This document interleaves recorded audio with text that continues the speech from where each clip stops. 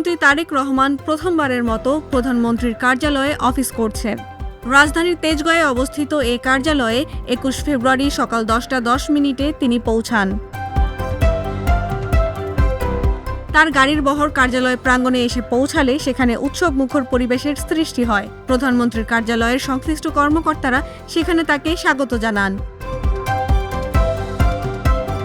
পরে তারেক রহমান কার্যালয় চত্বরে একটি স্বর্ণচাপা ফুলের চারা লাগান।